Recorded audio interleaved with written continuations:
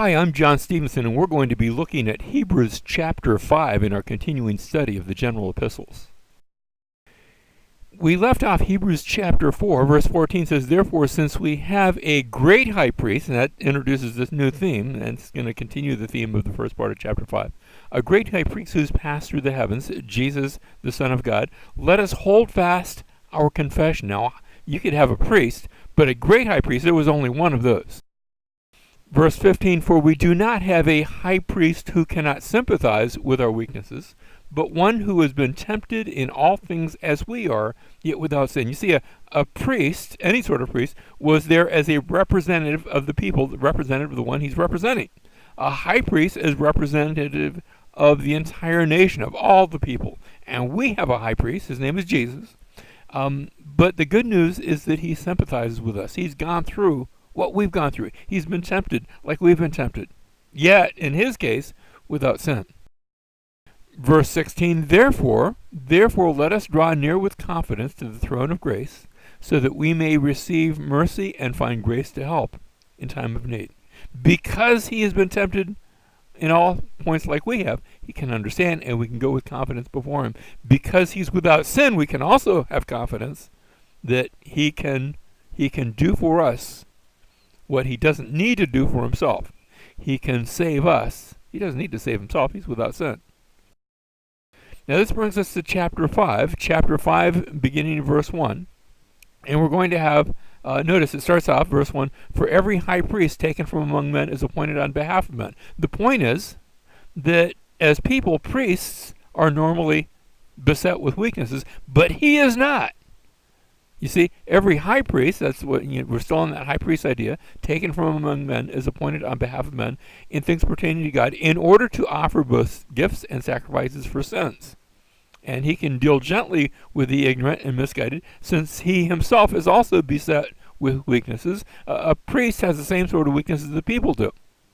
Now, Jesus doesn't have our weaknesses, but he does have our empathy. He's been through the same thing as with regard to temptation. So as people, because priests are people, they're people too, just like everybody else, they're beset with weaknesses. And because of that, verse 3, priests offer sacrifices for people and for themselves. That's the rest of the verse, verse 3. And because of it, he is obligated, that is, a priest, even a high priest, is obligated to offer sacrifices for sins, as for the people, so also for himself. That's the point. Now, the next point, verse 4, priests are appointed by God. In fact, the passage says, "And no one takes the honor to himself," at least they're not supposed to, "but receives it when he is called by God, even as Aaron was." Now, there was a dark blot in Israel's past history during the period just before the period of the Maccabees, when sort of a Jewish fellow, not a priest himself, not even of the Aaronic line, but he had paid off somebody in a high position of authority to have the priest murdered and have himself installed as high priest. That was a scandal. That was a terrible thing, because a priest isn't supposed to make himself a priest. No one takes the honor to himself, but receives it when he's called by God, even as Aaron was. Now this brings us to the next corresponding point, the point that deals with Jesus. Priests are appointed by God, and Jesus was also appointed by God. Verse 5, "So also Christ did not glorify himself." He didn't make himself a high priest, so as to become a high priest, but instead he was made a high priest by the Father. He who said to him, "You are my son, today I've begotten you." Remember, God said that of Jesus. The same thing that he said of Jesus, just as he says also in another passage, "You are a priest forever, according to the order of Melchizedek." Now, that's an Old Testament passage. In fact, both of those are Old Testament quotes from the Psalms. 1,000 years before Jesus was born, the Lord had talked about there would be somebody who would be a priest forever, not just a priest for a little bit of time, not just, this reign or that reign. "You are a priest forever according to the order of Melchizedek." Order of Melchizedek. We're gonna get to that. We're not going to explain it right now. But it's something that's even more ancient than King David. It's something that goes all the way back to the days of Abraham, if not earlier. Well, in the same way that we saw priests offer sacrifices for people and for themselves, Jesus offered up prayers and petitions for the people. Verse 7, in the days of his flesh, he offered up both prayers and supplications with loud crying and tears.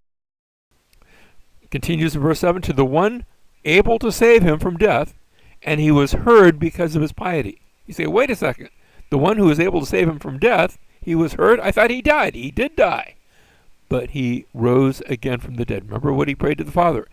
Father, into thy hands I commit my spirit. And 3 days later, he rises from the dead.